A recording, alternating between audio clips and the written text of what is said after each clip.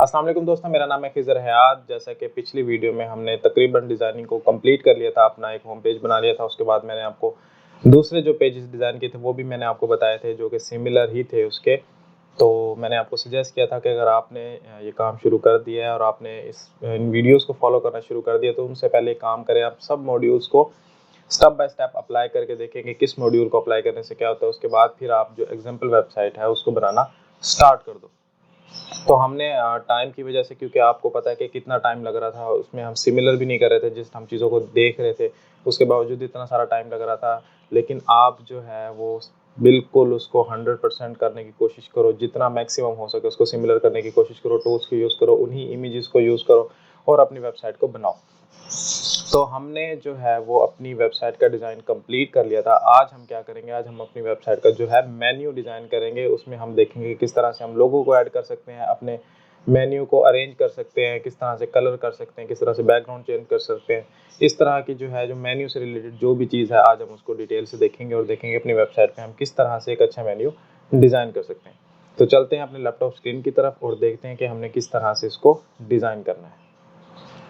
तो गाइस, हम आ गए अपने लैपटॉप स्क्रीन की तरफ और देखते हैं किस तरह से हम मेन्यू को डिज़ाइन कर सकते हैं। तो सबसे पहले हम क्या करेंगे, सबसे पहले देख लेते हैं कि एक अपडेट आई हुई है। अपडेट को चेक कर लेते हैं कि किस चीज़ की अपडेट है, क्योंकि जितनी आपकी वेबसाइट जो है वो अप टू डेट रहेगी, उतना ही उसकी परफॉर्मेंस जो है वो बहुत ही ज़्यादा अच्छी रहेगी। तो एक प्लगइन था, उसको मैंने अपडेट कर लिया।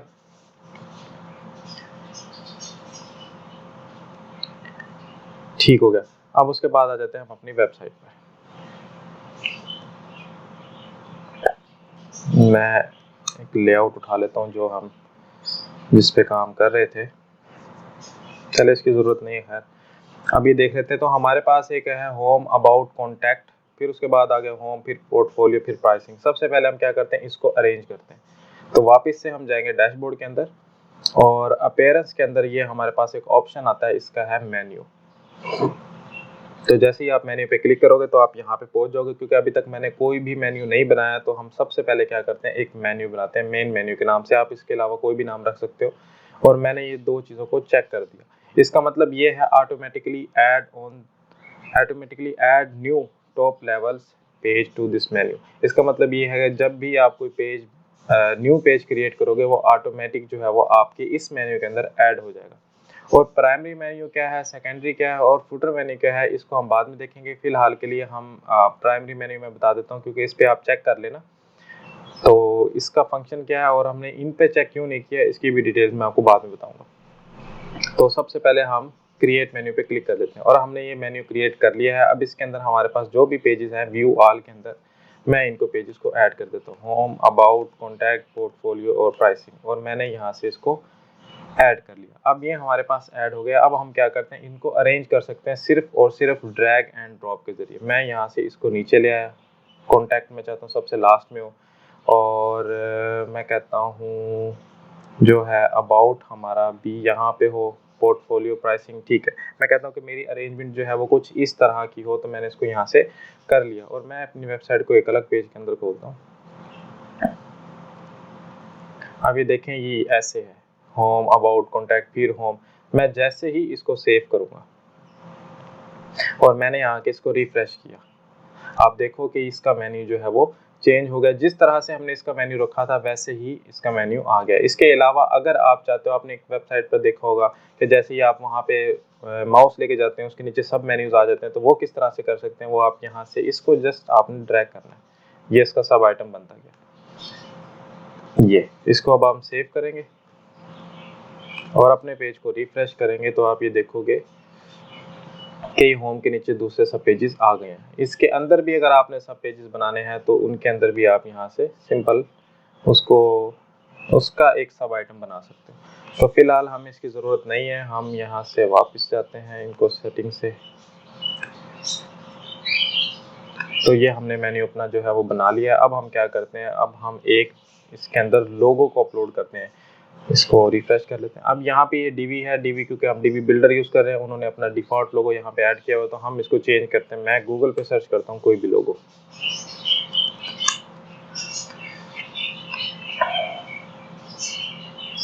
अब मैंने ये एक लोगो उठा लिए, ठीक है। मैं इसको यहाँ से सेव इमेज करता हूँ और डेस्कटॉप पे मैंने इसको सेव कर दिया। अब जब मैंने इसको सेव किया है और अगर मैं इसको यहाँ पे ऐड करता हूँ तो इसके बैकग्राउंड पे भी ब्लैक बैकग्राउंड ही आएगा जैसे यहाँ पे है। तो इसके लिए मैं क्या करता हूँ, एक वेबसाइट पे जाता हूँ गूगल की, BAC background remover. Background remover मैंने जैसे ही सर्च किया, ये एक टॉप पे वेबसाइट आ गया, मैंने इसको क्लिक किया, सिंपल अपनी जो ये इमेज है इसको मैंने यहाँ पे ड्रॉप कर दिया। तो ये इसने लोगों को ये स्कैन करा और यहाँ से इसका बैकग्राउंड वो उसने रिमूव कर दिया। मैंने इसको यहाँ से कर लिया डाउनलोड। अब मैं इसको अपने डीवी के अंदर जाऊंगा, थीम ऑप्शंस में, डीवी के अंदर थीम ऑप्शंस में जाऊंगा, यहाँ पे मैं अपना लोगो अपलोड करूंगा। लेकिन ये जो लोगो अपलोड कर रहा हूँ ये सिर्फ डीवी के लिए। जब आप एलिमेंटोर में जाओगे उनका तरीका अलग है, लोगो अपलोड करने का तरीका तो मतलब सबका सेम ही होता है, लेकिन फर्क ये होता है कि उसका ऑप्शन किसी और जगह पे होगा, इसका ऑप्शन यहाँ पे है, तो वो आपको फाइंड करना पड़ेगा और वो मिल भी जाता है, तो ऐसा कोई मसला भी नहीं। तो डीवी थीम ऑप्शन में जैसे ही आप क्लिक करोगे, मैं इसको रिमूव कर देता हूँ, इसकी ज़रूरत नहीं है फिलहाल, मुझे इसकी भी ज़रूरत नहीं है। तो इन्होंने सबसे पहला ऑप्शन दिया हुआ है लोगो का, तो मैं यहाँ से लोगो को अपलोड करता हूँ। ये फाइल मैंने यहाँ से ड्रॉप कर ली और मैं सेट एज लोगो करके इसको कर देता हूँ सेव चेंजेस। जैसे ही आप इसको रिफ्रेश करोगे देखोगे आप यहाँ पे हमारा लोगो जो आ जाएगा, जो हमने वहाँ पे डिज़ाइन किया था। अब ये लोगो बहुत ज़्यादा छोटा है, इसके कलर्स कुछ अच्छे नहीं है, इनको हम किस तरह से डिज़ाइन करेंगे वो भी देख लेते हैं। तो हमारा मेन काम था लोगो का, लोगो हमने ऐड कर दिया और दूसरी जो हमारी नैव बार की ये हमारे पेजेस थे इनको भी हमने कर लिया। अब क्या करेंगे, अब हम इस हेडर की सेटिंग करेंगे। उस हेडर की सेटिंग करने के लिए हमें जाना होगा थीम कस्टमाइजर में, क्योंकि ये हेडर थीम का है तो हम थीम कस्टमाइजर में जाके इसकी सारी सेटिंग करेंगे। इसके अलावा एलिमेंटोर है, दूसरी है, वो ऑप्शन देती हैं आपको कि आप ऑन पेज भी इसको डिज़ाइन कर सकते हैं।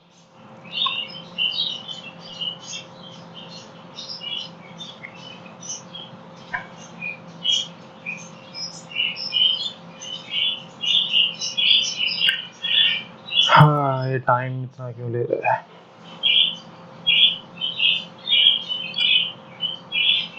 चलो जब तक के लिए पेज अपलोड होता है, इसके अलावा हम क्या देख सकते हैं, इसके अलावा हम दूसरे मेन्यूज़ को देख सकते हैं। मैंने आपको बताया था, कहाँ पर गया, विजेट्स का।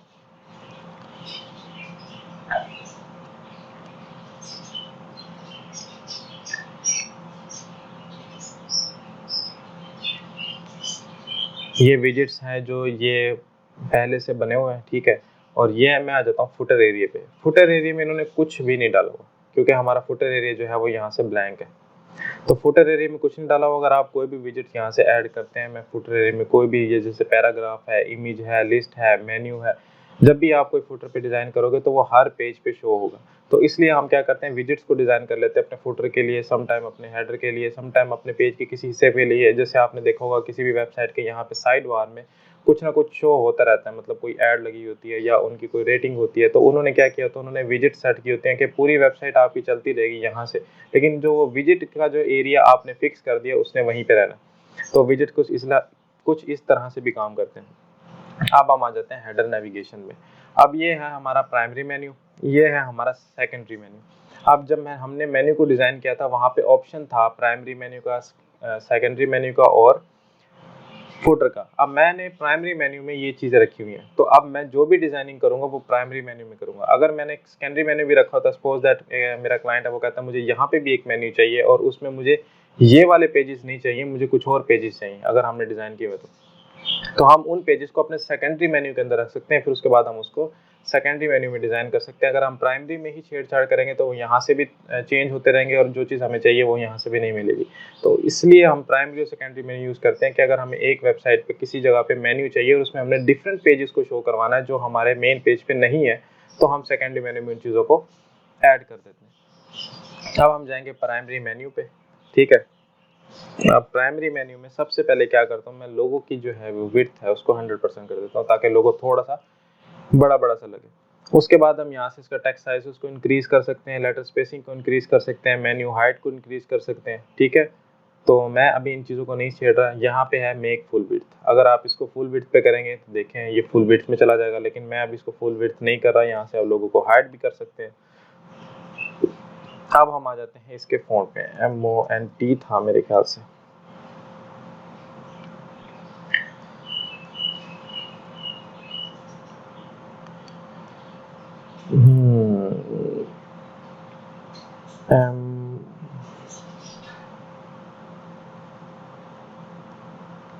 MONT यही था शायद। ठीक हो गया, मैंने ये दे दिया। उसके बाद आप इसको बोल्ड करने की ज़रूरत नहीं है, मैं इसको बोल्ड नहीं करता।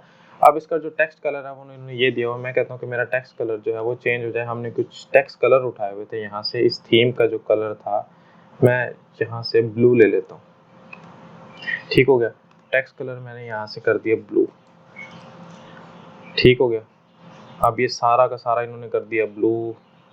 और उसके बाद एक्टिव लिंक कलर। अब ये सारे एक्टिव लिंक का कलर मतलब ये होता है कि आप जिस पेज पे हो उस पेज का जो मेन्यू का कलर है वो क्या होना चाहिए। अगर मैं सपोज दैट यहाँ से कर देता हूँ पर्पल, तो ये सिर्फ इस पेज के मेन्यू को पर्पल करेगा, बाकी सब जो है वो ब्लू करेगा। हम क्या करते हैं, हम बेसिकली जब भी कोई वेबसाइट डिज़ाइन करते हैं, कोई मेन्यू डिज़ाइन करते हैं, तो कोशिश करते हैं कि उसके कलर जो है वो इस लोगो के हिसाब से। तो लोगो फिलहाल हमने रैंडम उठाया हुआ, तो इसलिए हम इसको तंग नहीं करते। हम ये देखते हैं कि हमने एक ये कलर भी उठाया हुआ था। ठीक है, तो इस तरह से अब मैं क्या करता हूँ, मैं सबसे पहले इसका कलर ब्लू करता हूँ और इसका करता हूँ डिफ़ॉल्ट में, क्योंकि डिफ़ॉल्ट में सही लग रहा है। बल्कि मैं इसका कलर भी यही कर देता हूँ, इसको, और इसकी ओपेसिटी थोड़ी सी कम कर देता हूँ। ठीक हो गया, कुछ बेटर लग रहा है। अब मैंने इसकी ओपेसिटी कम कर दी ताकि ये प्रोमिनेंट लगे। उसके बाद आ जाते हैं बैकग्राउंड कलर। बैकग्राउंड कलर को अगर हम यहाँ से ही शेड करते हैं तो ये अच्छा नहीं लग रहा, और ब्लैक पे भी अच्छा नहीं लग रहा है, वाइट पे ही अच्छा लग रहा, तो हम इसको वाइट को रहने देते हैं। इसके अलावा आ जाते हैं, ये है ड्रॉप डाउन। जैसे मैंने आपको सब पेजेस बना के दिखाया था, जैसे आप उस पर माउस लेके जाएंगे यहाँ से सब पेजेस आ जाएंगे, तो उनकी भी आप यहाँ से सेटिंग कर सकते हो। तो फिलहाल के लिए मुझे इसकी ज़रूरत नहीं है, तो मैं इसको यहाँ से पब्लिश कर देता हूँ। अब बैक पे आते हैं और आ जाते हैं हेडर फॉर्मेट में। हेडर फॉर्मेट में आपको हेडर के डिफरेंट स्टाइल मिल जाएंगे। अगर आपने लोगों को सेंटर में करना है तो यहाँ से इस तरह कर सकते हैं। ये डिफरेंट इन्होंने सेटिंग्स दी हुई हैं, आप इनको चेक करके उनको सेटिंग कर सकते हैं। ठीक है, ये फुल स्क्रीन पे जब भी कोई इस पर क्लिक करेगा तो ये फुल स्क्रीन पे आ जाएगा। ठीक हो गया,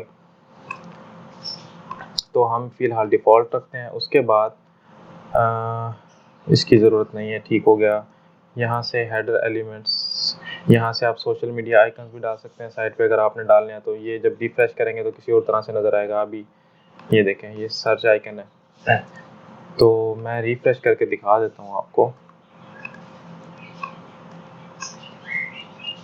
जैसे मैंने इसके ऊपर क्लिक किया और इसको किया पब्लिश, अब मैं इसको रिफ्रेश करता हूँ। ये देखें, ये इन्होंने यहाँ पे सोशल मीडिया आइकन्स दे दिए। हम यहाँ कर अपना फ़ोन नंबर भी लिख सकते हैं और यहाँ पे हम ईमेल भी लिख सकते हैं। मैं यहाँ पे पब्लिश करूँगा इसको और रिफ्रेश करूँगा, तो यहाँ पे आपको फ़ोन नंबर और ईमेल भी मिल जाएगा। ये देखें, फ़ोन नंबर है और इसका ईमेल कहाँ है भैया जी, क्योंकि ईमेल में @ का साइन नहीं था, @gmail.com।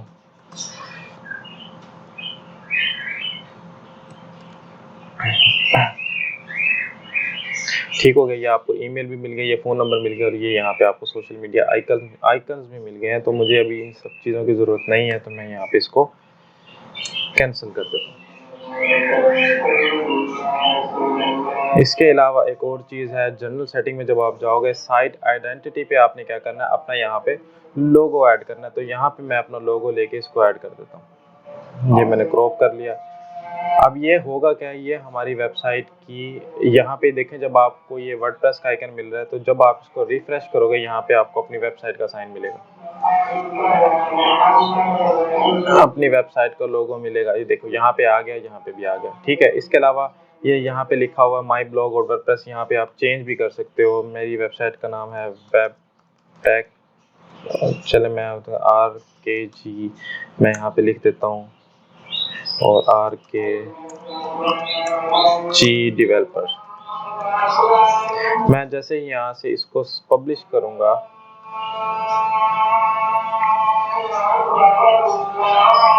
तो मैं यहाँ से इसको रिफ्रेश करता हूँ, आप ये देखोगे कि ये ताकि ये आपको प्रोफेशनल लगे।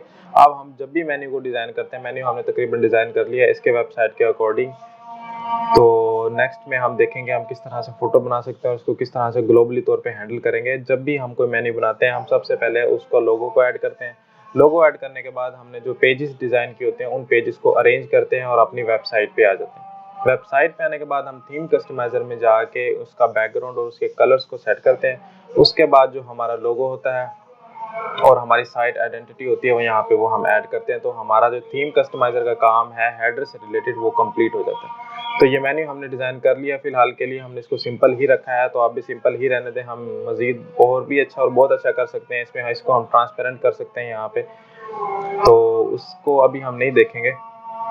नेक्स्ट किसी आने वाले लेक्चर्स में मैं एक और वीडियो बना दूंगा जिसमें हम इसको मेन्यू को ट्रांसपेरेंट कर सकते हैं यहाँ पे कि हमें ये वाइट बैकग्राउंड नज़र ना आए, लेकिन जब हम स्क्रॉल करें तो ये वाइट बैकग्राउंड नज़र आए, अदरवाइज ना आए। तो फिलहाल के लिए सिर्फ इतना ही। नेक्स्ट वीडियो में हम फुटर की तरफ मूव करेंगे और फुटर को डिज़ाइन करेंगे। फुटर को ज़्यादा कुछ छेड़ना नहीं है, छेड़खानी नहीं करनी उसके साथ। हम यहाँ से सिंपली इसको चेंज करेंगे और हम देखेंगे कि ये सोशल मीडिया आइकन्स कैसे हम रिमूव कर सकते हैं, और अगर हमें चाहिए तो हम किस तरह से इसको लिंक कर सकते हैं, तो हम इसको देखेंगे। उसके बाद क्योंकि ये बेसिक चीज़ें हैं, उसके बाद ताकि हम जल्दी से वेबसाइट को पब्लिश करें, जो चीज़ें ज़रूरी हैं वो करें, बाकी डिज़ाइनिंग तो हम करते ही रहेंगे।